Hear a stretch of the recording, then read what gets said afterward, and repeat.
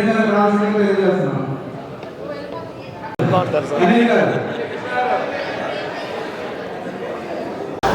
కూర్చోండి. Suri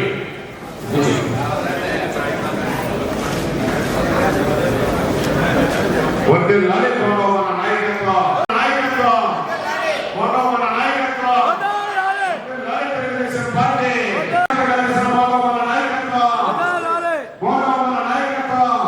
trust board committee chairman గా కోలా శ్రీనివాస్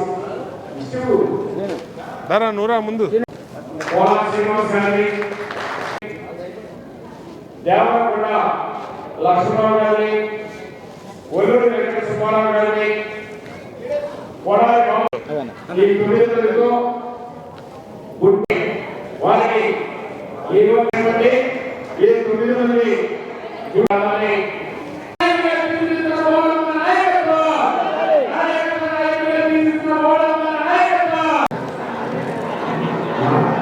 సభ అయిన తర్వాత ప్రజానాయకుడు పోరావు మహేశ్వర గారు వీడు పడిపోయినటువంటి ఎక్కడా లేనటువంటి విధంగా ఆనాడు 175 నియోజకవర్గాల్లో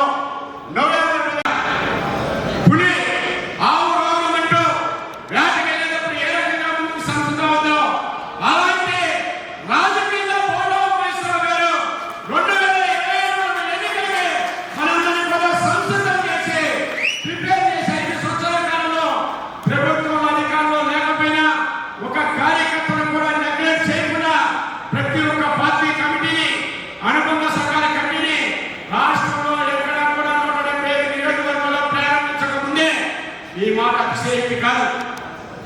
రాష్ట్రంలో కూడా నియోజకవర్గ కమిటీలో వేయనటువంటి పరిస్థితుల్లో మొట్టమొదటి నియోజకవర్గ కమిటీలో రాష్ట్రంలో ఇచ్చినటువంటి రథ సారథులను కూడా ఈ సందర్భంగా గుర్తు చేస్తున్నాం. రాష్ట్ర పార్టీ అడిగింది అర్బన్ కమిటీ ఉంటే నియోజకవర్గ కమిటీ చేస్తానని. మా సౌలభ్యం కోసం మా కార్యకర్తలను గుర్తించి నాయకులను తయారు చేసి వారందరూ కూడా నిర్మాణాత్మకంగా ముందుకు సాగేటువంటి విధంగా ఏర్పాటు చేశారని చెప్పాం.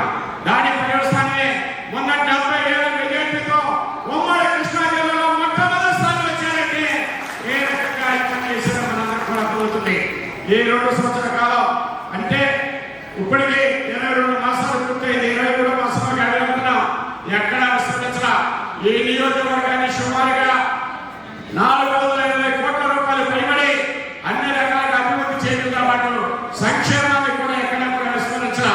అది సీఎం సహాయంగా, ఎల్ఓసీలా, ఆర్యూపీలా, ఆర్ఓపీలా, లేదంటే కొత్త సిమెంట్ రోడ్ల ఎంపికలు సంబంధించిన అభివృద్ధి పరికరాలతో ఏర్పాటు చేసిన డ్రైనేజీ నిర్మాణం, అభివృద్ధి ఆ రకంగా ముందుకు తీసుకోవడంతో పాటు సంక్షేమాన్ని కూడా అందిస్తూ ప్రతి శుక్రవారం కూడా ప్రజాధర్మాన్ని మన సెంట్రల్ నియోజకవర్గ కార్యాలయంలో ఏర్పాటు చేసి ముందుకు తీసుకుపోతూ అభివృద్ధిని ఒక పక్క, సంక్షేమాన్ని మరొక పక్క 2 కళ్ళలాగా చూస్తున్నటువంటి మన ప్రజానాయకుడి సందర్భంగా చెప్పడం రూపంలో హర్షితమైన దగ్గర ఇచ్చేయాలి. అక్కడ అందరికీ ఇదవల కానీ నాకు శ్రమించారు. ఈ నియోజకవర్గంలో తమ్ముళ్ళు ఉన్నారు, చెల్లెళ్ళు ఉన్నారు. అవకాశం వచ్చిందని అందుబాటులో ఉండే అవకాశం వచ్చిన వాళ్ళందరినీ కూడా నియోజకవర్గ కమిటీలో, జిల్లా కమిటీలో, రాష్ట్ర కమిటీలో రికార్డు చేయడంతో పాటు మిగిలినటువంటి వారిని ఎక్కడైతే నామినేషన్ అవకాశం ఉందో అదే నియోజకవర్గ స్థాయిలో ఉన్నటువంటి ట్రస్ట్ బోర్డు అవ్వచ్చు, దేవస్థానాలు అవ్వచ్చు, జిల్లా స్థాయిలో ఉన్నటువంటి ఒక్కొక్కరు అవ్వచ్చు, రాష్ట్ర స్థాయిలో ఉన్న కమిటీలు అవ్వచ్చు, చైర్మన్లు అవ్వచ్చు, వేసినటువంటి రాష్ట్రంలో ప్రభుత్వ నాయకులు, ప్రజానాయకులు, కార్యకర్త నాయకులు పోవడం చేస్తున్నారు. ఈ సందర్భంగా ఈరోజు మన గుంటూరు సీతారామయ్య ట్రస్ట్ బోర్డు కోలా శ్రీనివాస్ గారిని చైర్మన్ కింద, దేగరి సత్యనారాయణ గారిని, ముత్యాల సావిత్రి గారిని, దేవరకొండ లక్ష్మణ గారిని, ఒల్లూరు సుబ్బారావు గారిని, వడాలి బాబురావు గారిని, బాదుకోట శ్రీరామ్ గారిని, వరుసరావు గారిని, కర్రీరావు కుమార్ గారిని అన్ని సామాజిక వర్గాలు కూడా సముచిత స్థానం కల్పించేటువంటి విధంగా ఈ రోజు నుంచి ట్రస్ట్ బోర్డు మెంబర్గా, ట్రస్ట్ బోర్డు చైర్మన్ గా ప్రకటించండి. బోండా ఉమ్మడి కుటుంబ సభ్యులుగా మన సగర్వంగా గౌరవించదగినటువంటి పరిస్థితులు మరొకసారి తెలియజేస్తూ ప్రభుత్వంతో నాకు దైవ సమానంగా చూపించే మా అన్న ఓండ ఉమామేశ్వరరావు గారికి నా నమస్కారాలు తెలియజేస్తున్నాను.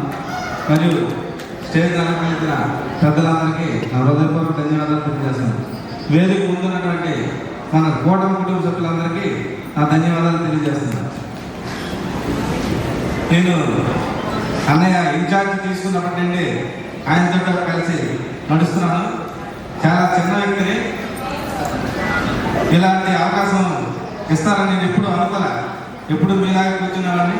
ఈరోజు అన్నయ్య పక్కన కూర్చుని అదృష్టం కలిగినందుకు అన్నయ్యకి ప్రత్యేకంగా ధన్యవాదాలు తెలియజేస్తాను.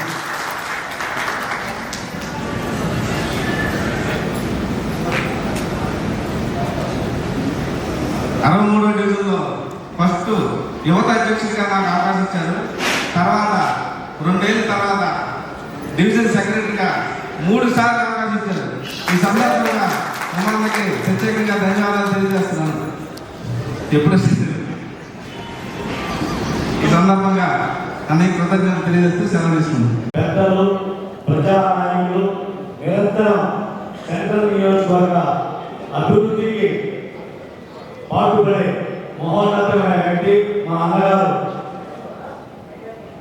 శ్రీ విజయవాడ సెంట్రల్ నియోజకవర్గ శాసనసభ్యులు మరియు ప్రభుత్వ యువకుడు శ్రీ బోండా ఉమామేశ్వరరావు సార్ గారికి ముఖ్య అతిథిగా చేసిన మా అన్నగారికి నమస్కారాలు తెలియజేస్తూ, అదేవిధంగా వేదిక మీద నవనీత సాంబశివరావు గారికి, పైడి శ్రీను గారికి, మోతుకూరు కాశీ గారికి, లబ్బా వైకుంఠం గారికి, పైడి తులసి గారికి, లబ్బా దుర్గా గారికి, అదేవిధంగా సెంట్రల్ నియోజకవర్గ డివిజన్ నాయకులు, కార్యకర్తలు, అదేవిధంగా ఇప్పుడు మన గౌరవ శాసనసభ్యులు ఎంపిక చేసిన చైర్మన్ బాలా శ్రీనివాసరావు గారికి, అదేవిధంగా సీతారామ ట్రస్ట్ సభ్యులందరికీ పేరు పేరున నమస్కారాలు తెలియజేస్తూ, మీకు తెలుసు గౌరవ ముఖ్యమంత్రి వర్యులు నారా చంద్రబాబు నాయుడు గారు ఎవరైతే పార్టీలో కష్టపడతారో, ఎవరైతే పార్టీకి నిరంతరం పాటుపడతారో అటువంటి వారికే ఈ రోజు పదవులు ఇచ్చే పరిస్థితి.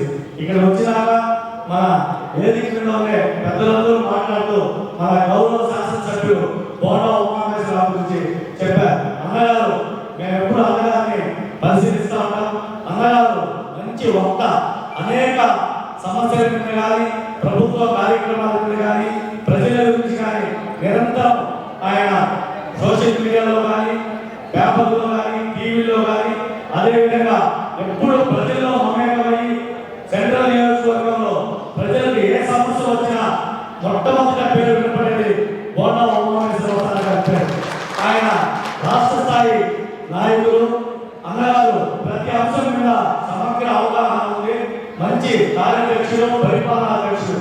ఈ రోజు పార్టీలో కష్టపడిన అందరికీ కూడా, సామాన్య కార్యకర్తలకు కూడా అతను పార్టీలో అవకాశం ఇచ్చి ఇక ఈ రోజు ట్రస్ట్ బోర్డులో కానీ, పాలక మండలిలో కానీ ఏవైతే నామినేటెడ్ పోస్టులు ఉన్నాయో అన్ని వర్గాల వారికి సమన్వయం చేస్తూ కష్టపడే వారిని ఈ రోజు అందరూ పెంచుతున్న మన శాసనసభ్యులు గౌరవనీయులు బోండా ఉమామేశ్వరరావు గారికి కృతజ్ఞతలు తెలియజేస్తూ, మీకు తెలుసు ఎన్డీఏ కూటమి గౌరవ ముఖ్యమంత్రి నారా చంద్రబాబు నాయుడు గారు అధికారం చేపట్టినాక ఏవైతే ఎలక్షన్ మేనిఫెస్టోలో మనం హామీలు ఇచ్చామో ఆ హామీలన్నీ కూడా 80% పూర్తి చేసిన ప్రభుత్వం కూటమి ప్రభుత్వం.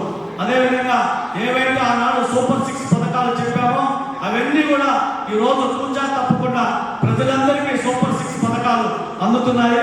ప్రజలు కూడా చాలా సంతోషం వ్యక్తం చేస్తున్నారు. కాబట్టి నిన్ననే లోక్సభ అటు రాజ్యసభలో కూడా మన ఏకైక రాజధాని అమరావతిగా చట్టబద్ధత కల్పించిన గౌరవ ప్రధానమంత్రి గారికి, గౌరవ ముఖ్యమంత్రి గారికి, గౌరవ ఉప ముఖ్యమంత్రి గారికి ఈ వేదిక ద్వారా అందరూ సమక్షంలో వాళ్ళందరూ కూడా ధన్యవాదాలు, శుభాకాంక్షలు తెలియజేస్తూ నాకు ఈ అవకాశం ఇచ్చిన మన గౌరవ శాసనసభ్యులు, ప్రభుత్వ విప్పు బోండా ఉమామేశ్వరరావు సార్ గారికి నమస్కారాలు తెలియజేస్తాను.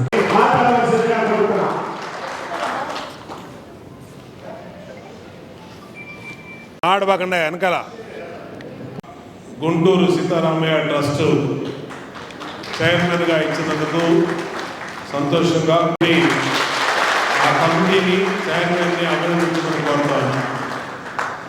అట్లాగే సభ్యులుగా పేకేటి సత్యనారాయణ, కుంచాల సావిత్రి,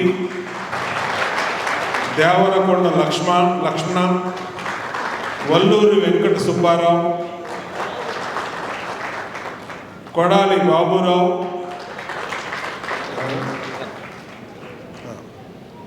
అలాగే మాధు కోటేశ్వరమ్మ, వరుసు రమణమ్మ,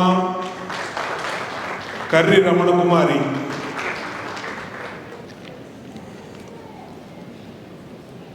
ఇక అలాగే రాష్ట్ర నాయ బ్రాహ్మణ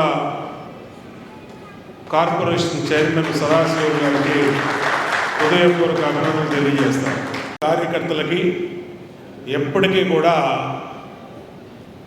తగిన ప్రాధాన్యత, గుర్తింపు వస్తుంది. బోండా ఉమాని నమ్ముకున్న వాళ్ళకి ఖచ్చితంగా వస్తుంది.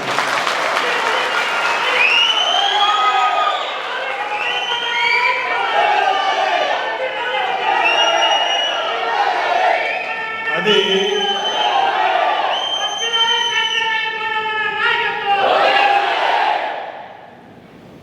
కొన్ని రోజులు కష్టపడిన వాళ్ళు ఎవరు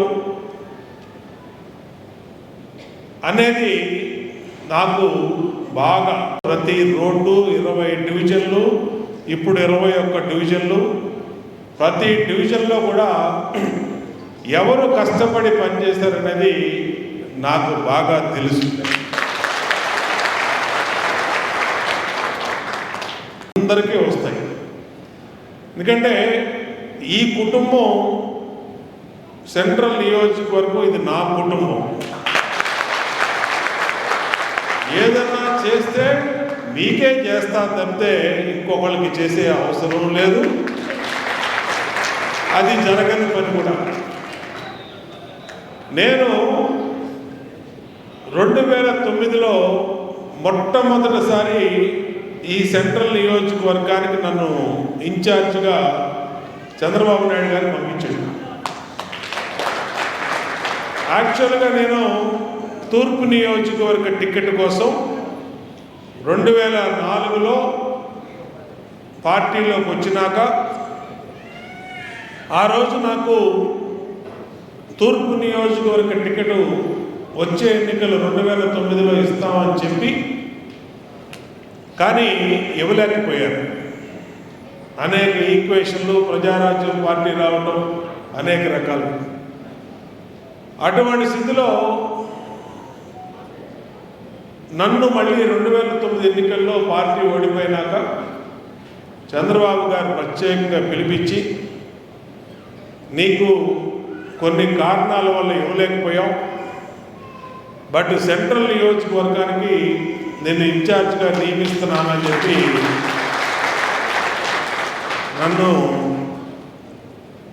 నాకు చెప్పినాక అందరు లీడర్ల ముందు, నేనైతే ముందు వద్దన్నా.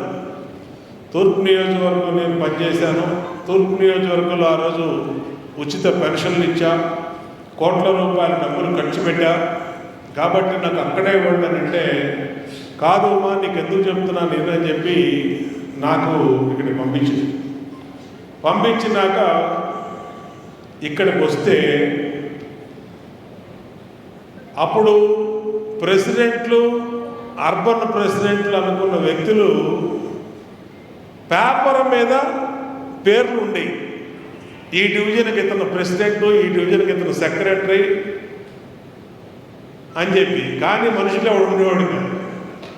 21 డివిజన్లో 20 డివిజన్లు, అప్పుడు 20 డివిజన్లో డివిజన్ పార్టీ ప్రెసిడెంట్ రండి అంటే ఎవడు వచ్చేవాడు కాదు.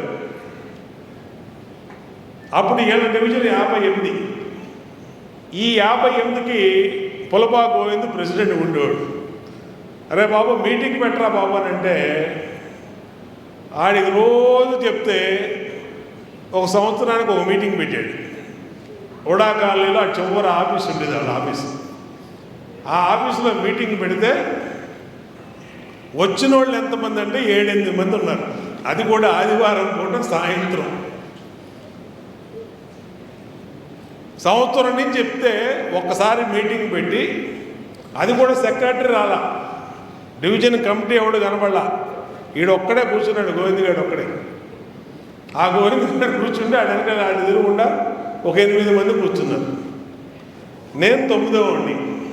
ఏంట్రా ఇదనంటే కమిటీ అన్నా రాలేదన్నా ఎవరన్నా. అట్టా మిగతా డివిజన్ కూడా అదే పరిస్థితి. ఆ రోజుల్లో ఇక్కడ సిపిఐ, సిపిఎం, కాంగ్రెస్ పార్టీ, ఇక్కడ 20 మంది కార్పొరేటర్లు అయితే టీడీపీ కార్పొరేటర్లు 2, ఒకటి జానారెడ్డి జంపు వాంబే కాలనీలో గెలిచి, మిగతా వాళ్ళందరూ కూడా 17 మందిలో 8 మంది 9 మంది కాంగ్రెస్ వాళ్ళు అయితే సిపిఎం వాళ్ళు ఒక 5, సిపిఐ వాళ్ళు ఒక 4 అలా ఉండేవాడు. తెలుగుదేశం పార్టీకి అసలు డివిజన్ పార్టీ కార్యవర్గం పేపర్లో మాత్రం ఉండేవాళ్ళు. పేర్లకి ఎవరు మీటింగ్ పెట్టమన్నా, బయటికి రమ్మన్నా, పార్టీ ప్రోగ్రామ్కి రమ్మన్నా వచ్చే పరిస్థితి ఉండేది కాదు. అంటే నన్ను ఇక్కడికి వేసినాక ఇదంతా తెలిసింది. దీన్ని ఏ విధంగా మళ్ళా పునర్నిర్మాణం చేయాలి పార్టీని ఇక్కడ ఈ నియోజకవర్గంలో అని ఆలోచన చేసి, అప్పటికి నియోజకవర్గం కొత్తగా పుట్టింది 2009లో. కొంత భాగం కంకిపాడులో ఉండేది, అప్పుడు కొంత భాగం పశ్చిమ నియోజకవర్గంలో ఉండేది, సత్యనాపురం, బావాజీపేట అని తూర్పు నియోజకవర్గంలో ఉండేవి. ఈ 3 నియోజకవర్గాల నుంచి 3 ముక్కలు తీసి సెంట్రల్ నియోజకవర్గం పేరు పెట్టింది. చూస్తే ఒక్కొక్క అనుచరుడు అలా ఉండేది, కానీ పార్టీకి మాత్రం ఎవరు ఉండేవాళ్ళు కాదు. అలాంటి స్థితి నుంచి కార్యకర్తలకి లీడర్షిప్ ఇచ్చి, ఒక నమ్మకాన్ని ఇచ్చి, నేనున్నాను మీకు అని నేను ప్రత్యక్షంగా ఫీల్డ్లో ఉండటం వల్ల 2009 నుంచి 2014 వరకు ఈ నియోజకవర్గంలో దాదాపు 7 సార్లు ఇంటింటికి గడప గడపకి తిరిగి ప్రజల్ని కలుసుకొని ఒక నమ్మకాన్ని ఏర్పాటు చేసింది. ఆ నమ్మకాన్ని నమ్మకాన్ని ఇవ్వటం వల్ల కార్యకర్తలు నిదానంగా ఒక్కొక్క డివిజన్లో పోగయ్యారు. డివిజన్ను ప్రెసిడెంట్లు, డివిజన్ కార్యవర్గం ఏర్పడింది నియోజకవర్గంలో. ఎందుకంటే ఓటింగ్ ఉంది. ఓటింగ్ మళ్ళీ లోపలికి వెళ్తే ఎంతో కొంత ఓట్లు తెలుగుదేశం పార్టీకి పడే, కానీ నాయకులుగా కార్యకర్తలకు ఎవడో వచ్చేవాడు కాదు. అలాంటిది నమ్మకాన్ని ఇచ్చి ఆ రోజు ఏ డివిజన్కి ఆ డివిజను తీసుకురావడం వల్ల ఆ రోజుల్లో చనిపోతే డబ్బులు ఇచ్చి ఆ కుటుంబాలకు అండగా ఉండేవాడు, పెళ్లికి అండగా ఉండేవాళ్ళు. ఆ రోజు నుంచి ఈ రోజు వరకు ఇదే 58వ డివిజన్లో ఆ రోజు పింఛను 200 రూపాయలు 2009, 2014 మధ్య. ఆ 200 రూపాయలు కూడా వృద్ధులకి, వితంతులకి వచ్చేవి కావు. అప్పుడు ఏం చేయాలని ఆలోచించి నా సొంత డబ్బులు ఆ రోజు నియోజకవర్గంలో ఈ ఒక్క డివిజన్లోనే 100 మందితో స్టార్ట్ చేస్తే ఈ ఒక్క డివిజన్లోనే 58వ డివిజన్లోనే 1000 మందికి వెళ్ళిపోయారు. 1000 మందికి.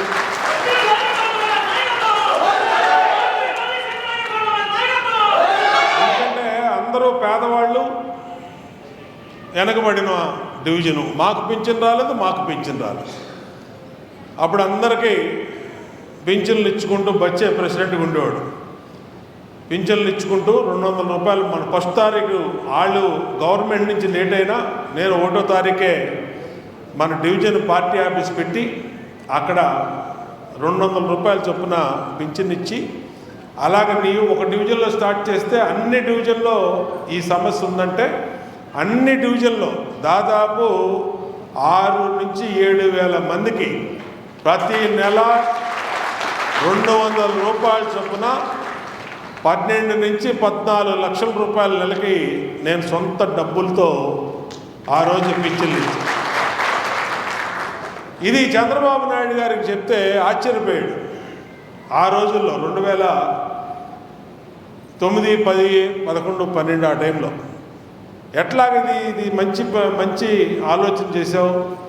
ఎన్నికల్లో మనం ఎంత ఖర్చు పెట్టినా అది ఓట్ల కోసం ఇచ్చారనుకుంటారు.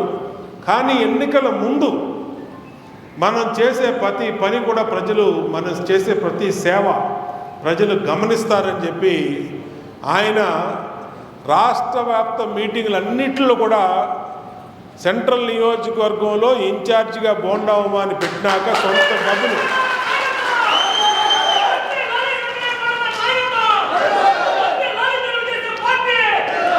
సొంత డబ్బులు ఇచ్చి అక్కడ ప్రజలకు అండగా ఉన్నాడు, పార్టీని పెంచాడని చెప్పి అన్ని చోట్ల చెప్పాడు.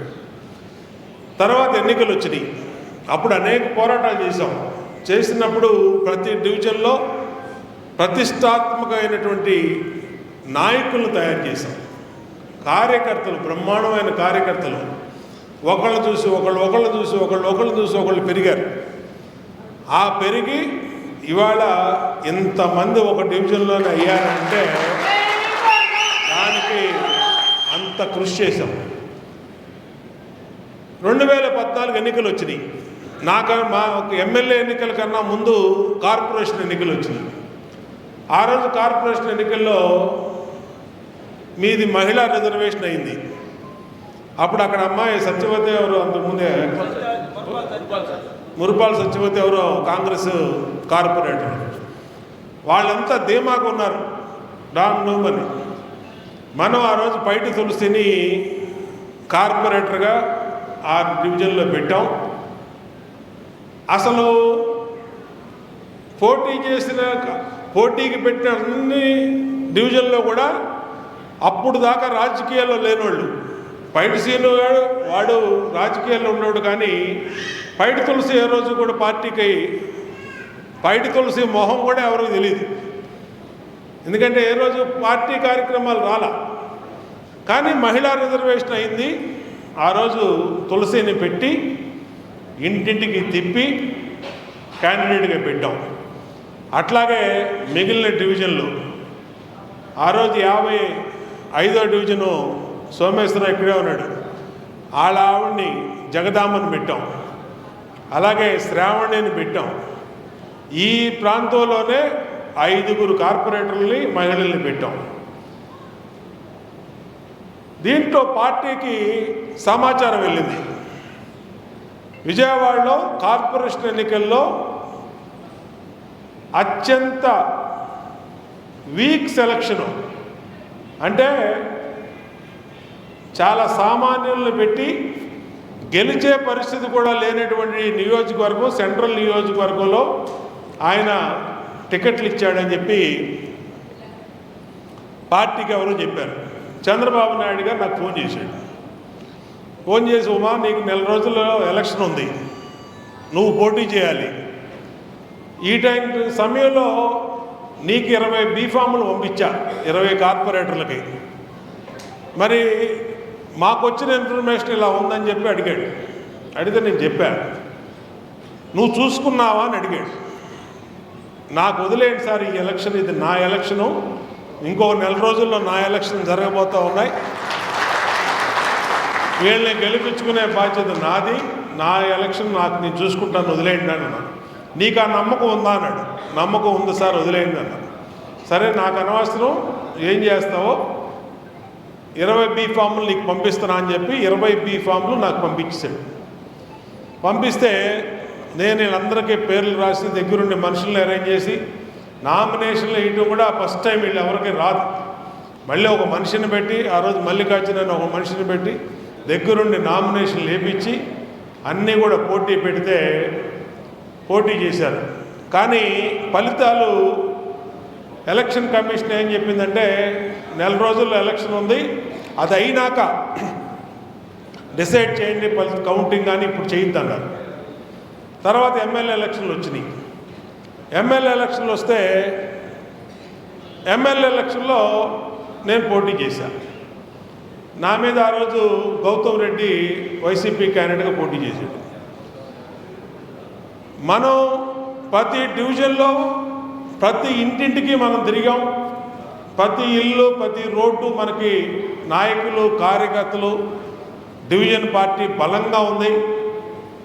ఎక్కడా మనకి ఇబ్బంది లేదు. కార్పొరేషన్ ఎలక్షన్ కూడా అయిపోయింది. ఎలక్షను చివరి రోజులకు వచ్చాం. ప్రచారం విస్తృతంగా చేశాం. ఆ రోజు ముందు రోజు సాయంత్రం మనోళ్ళందరూ అడిగారు, డబ్బులు పంచాలండి అన్నారు. నేను మాట్లాడతానులే అన్నా. ఆ రోజు చాలా డివిజన్ల నుంచి ప్రజలు నాయకులు అందరూ కూడా ఫోన్లు చేశారు, అన్నా డబ్బులు రాలేదు ఏ డివిజన్లో పంచడానికని. నేను మాట్లాడతాను, ఎలక్షన్ నాది, వదిలేసేయండి, మీరు పని చేసుకోండి అని అందరికీ సింబలు ఈవీఎంలు అవి ఇచ్చి డోర్ టు డోర్ మీరు తిరగండి అని చెప్పి వాళ్ళకి ప్రచారం వరకే వాళ్ళకి అప్పచెప్పి మన వాళ్ళకి బూత్ ఇన్ఛార్జీలు వాళ్ళందరికీ కూడా ఏర్పాట్లని డబ్బులు ఇవ్వాల్సిన వాళ్ళకి ఇచ్చి ఒక్క 500 రూపాయల నోటు కూడా ఓటు కోసం ఎవరికి డబ్బులు ఇవ్వలా. 2014 ఎన్నికల్లో మొట్టమొదటి నేను పోటీ చేసినప్పుడు మన కార్యకర్తలు అంటే వీళ్ళే, ఇక్కడ ఉన్న నాయకులు కార్యకర్తలు డోర్ టు డోర్ తిరిగారు. అయిపోయినాక పార్టీకి ఇది పంపించారు మెసేజ్, రూపాయి పంచలేదండి, ఓడిపోతాడండి అదండి. నన్ను మళ్ళీ చంద్రబాబు గారు ఎన్నికలు అయిపోయినాక కౌంటింగ్కి 15 రోజులు అంత టైం ఉంది. నన్ను అడిగాడు, ఏంటమ్మా ఏం జరిగిందని. సార్ నేను చూసుకుంటాను సార్, మీరు ఇప్పుడు ఏం చెప్పినా ఎక్కువ చెప్పినట్టు ఉంటుంది, వదిలేయండి అన్న. తర్వాత ఫస్ట్ కార్పొరేషన్ అభ్యర్థుల రిజల్ట్స్ కౌంటింగ్ వచ్చినాయి. మాది ఇంకొక 5 రోజుల్లో జరుగుతాయి, ఎమ్మెల్యేది ఎంపీది. ముందు కార్పొరేషన్ ఎన్నికల కౌంటింగ్. తెలుగుదేశం పార్టీ పుట్టినాక కార్పొరేషను విజయవాడ నగరపాలక సంస్థ ఎన్నికల్లో ఎప్పుడూ కూడా గెలవనటువంటి విధంగా, అంటే ఇక్కడ విజయవాడలో కాదు రాష్ట్రంలో ఏ నియోజకవర్గంలో కూడా గెలవనట్టు 20 సీట్లలో 17 మందిని గెలిచాం కార్పొరేషన్.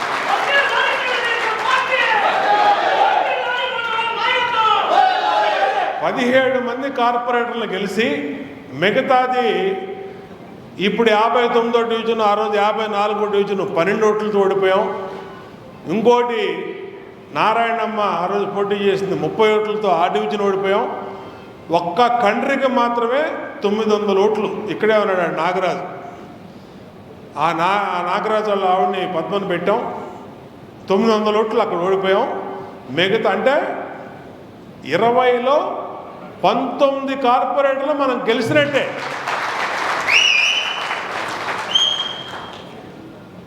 తర్వాత వారం రోజుల తర్వాత నా కౌంటింగ్ వచ్చినాయి. కౌంటింగ్ వస్తే కౌంటింగ్ వెళ్ళాం, అందరం కూర్చున్నాం.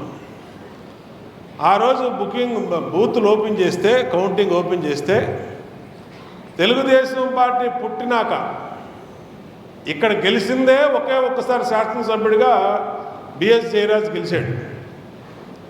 తెలుగుదేశం పార్టీ ఎప్పుడు గెలవల.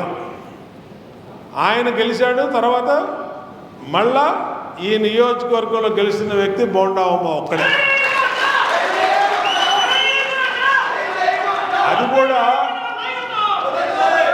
₹1 ఎవరికి ఓటుకి ఇవ్వకుండా కృష్ణా జిల్లా చరిత్రలో ఎవరికి రానటువంటి మెజార్టీ 28,000 ఓట్లు మెజార్టీ. ₹1 కాగితం ఎవరికి ఇవ్వాల మన ఓటేమని. ప్రజలకి మనం ఏంటో తెలిసినాక డబ్బులు మన గురించి ఆశించరు. గుర్తుపెట్టుకోండి, డబ్బులతోనే అన్ని పనులు అవ్వవు. చాలామంది భయపడ్డారు. పార్టీ భయపడింది. మనం పోటీ చేసిన కార్పొరేటర్లు భయపడ్డారు, నాయకులు డివిజన్ నాయకులు భయపడ్డారు. ఎవరు భయపడద్దు, ధైర్యంగా మీ పని మీరు చేయండి అన్న. ఆ రోజు రాత్రంతా మేల్కొన్నా, ఏం చేయాలో అందరికీ చేసాం, ఫోన్లు చేసి మాట్లాడుకున్నాం. ఎలక్షన్ అయిపోయింది, పోలింగు కౌంటింగ్ అప్పటికి 28,000 మెజారిటీ మంది, 28,000. అదేవిధంగా మన పరిపాలన కూడా అలాగే చేశాం. 5 సంవత్సరాలు 2014 నుంచి 2019 వరకు బోండా ఉమాకి 100 రూపాయలు కానీ 1000 రూపాయలు కానీ 1,00,000 రూపాయలు కానీ లంచం ఇచ్చాము అని చెప్పే ప్రతిపక్షం కూడా లేకుండా పరిపాలన చేసింది. ఎవడు మాట్లాడే ప్రసక్తి లేకుండా చేసింది. అంటే ఎన్నికలు, ఈ నియోజకవర్గం, పార్టీ ఒక్కసారి మనం గుర్తు తెచ్చుకోవాలి. మళ్ళా 2019లో పోటీ చేసినప్పుడు మనోళ్ళందరికీ ధీమా పెరిగిపోయింది. 2014లోనే మనం 28,000 గెలిచాం. కాసిం లాంటి రోజు వచ్చి నాకు 1,00,000 మెజారిటీ అని చెప్పేవాడు. 1,00,000 అని చెప్పి ఇంట్లో పడుకున్నారు అందరూ. మొత్తం నాయకులు, పార్టీ అందరూ కూడా ఇళ్లలో పడుకోవడం వల్ల ఆ రోజు ప్రతిపక్షం మన మీద పోటీ చేసిన వాళ్ళు కొంచెం ఎక్కువ ప్రచారం చేసుకున్నారు, ఎక్కువ అందరిని ఇన్ఫ్లుయెన్స్ చేశారు, విపరీతంగా డబ్బు ఖర్చు పెట్టారు.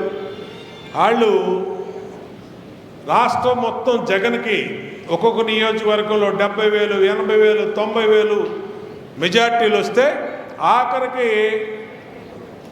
భీమవరంలో ఆ రోజు పోటీ చేసిన పవన్ కళ్యాణ్ కూడా గాజువాక, భీమవరం పోటీ చేస్తే 7,000, 8,000 తేడాతో ఓడిపోయారు.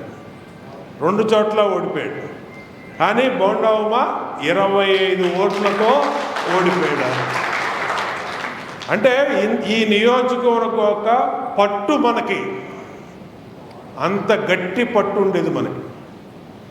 అటువంటి నియోజకవర్గంగా దీన్ని మనం ఒక మామూలు స్థితి నుంచి తయారు చేశామంటే ఇక్కడున్న నాయకులందరి కష్టం, రెక్కల కష్టం అని గుర్తు చేస్తారు. ఎప్పుడు నాకు ప్రతి డివిజన్ మీద అవగాహన ఉంది. ప్రతి డివిజన్లో అభివృద్ధి ఏం చేయాలి, కార్యకర్తలకు ఏం చేయాలి, ఏ విధంగా మలచాలనేది పూర్తి అవగాహన ఉంది. నేను అందుకని చెప్తా ఉన్నా. ఇవాళ 2019లో మనం ఓడిపోయామని ఇంట్లో పడుకోలే. చాలామంది ఓడిపోయిన వాళ్ళు ఇంటికే పరిమితం అయిపోయారు. పెద్ద పెద్ద పిస్తాలు అని చెప్పుకునేవాళ్ళు. కానీ మనం ఏ రోజు ఇంట్లో పడుకోలే. ప్రతిరోజు ప్రజల దగ్గర ఉన్నాం, ప్రజల పక్షాన్ని నిలిచాం, పార్టీ కోసం పనిచేసాం, నిరంతరం పార్టీలో యాక్టివ్గా ఉన్నాం. అధికారంలో ఉన్నా, ప్రతిపక్షంలో ఉన్నా ప్రజల పక్షం నిలిచినటువంటి వ్యక్తి బోండా ఉమాని గుర్తు చేస్తారు. 2024 ఎన్నికలు వచ్చినాయి. 2024లో ఇక్కడ ఉన్నోడు మనమేం సరిపోడని చెప్పి ఒక బుడంకాయ గాడిని పట్టుకొచ్చారు, పొట్టు బుడంకాయ. ఆడి చెప్పేవాడికి, అరే నువ్వు నీ హైట్కి నువ్వు మాట్లాడే మాటలకి సరిపోరా నువ్వు అని చెప్పి ఎన్ని చెప్పినాడు ఎగిరెగిరి పడ్డాడు.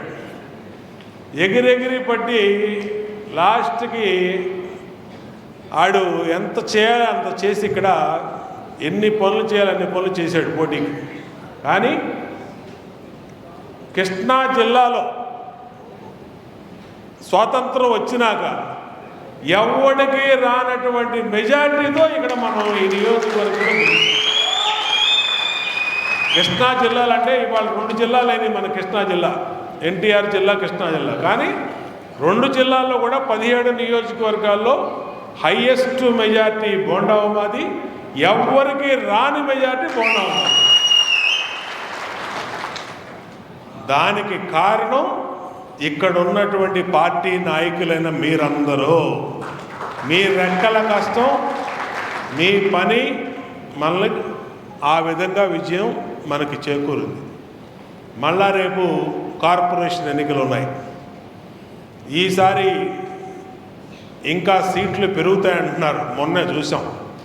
సీట్లు పెరగచ్చు, గ్రేటర్ విజయవాడ అవ్వచ్చు. ఆ దాంట్లో మళ్ళీ మహిళా రిజర్వేషన్లు ఇంకా పెరగచ్చు, మహిళలకు ఎక్కువ రావచ్చు. అలాగే అన్ని రిజర్వేషన్లు కూడా మారచ్చు. అట్లాగే ఇప్పుడు మనకి మిత్రపక్షం జనసేన ఉంది, బీజేపీ ఉంది. వాళ్ళకి కొన్ని సీట్లు కేటాయించాలి. ఆ కేటాయింపు కూడా జరుగుద్ది. ఎన్ని మార్పులు జరుగుతాయి. అయినా మన నియోజకవర్గంలో ఎన్ని అయితే మనకి 21 సీట్లు, ఇంకా పెరిగితే ఇంకొక 10, 31 సీట్లు ఎన్నైతే మనం పోటీ చేస్తామో మన కూటమి మిత్రపక్షాలతో కలుపుకొని అన్ని సీట్లు కూడా గెలుస్తాము.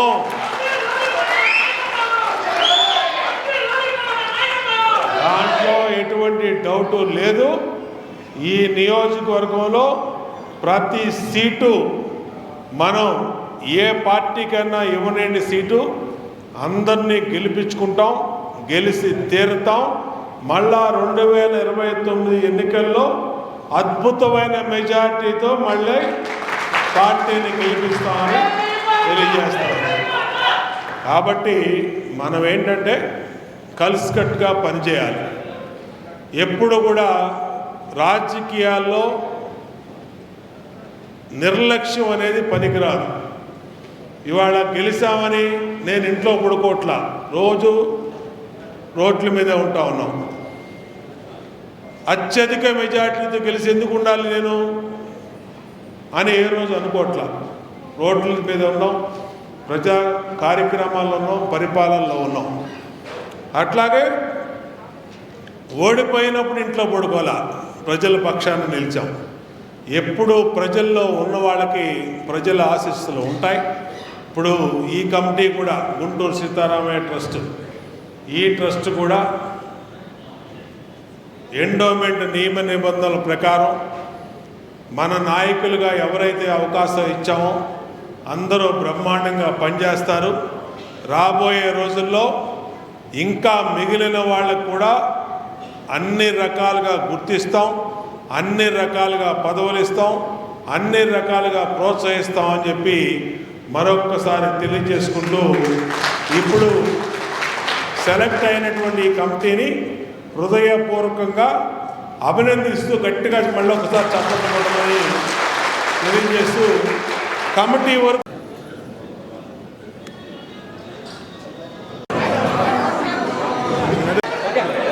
ఈరోజు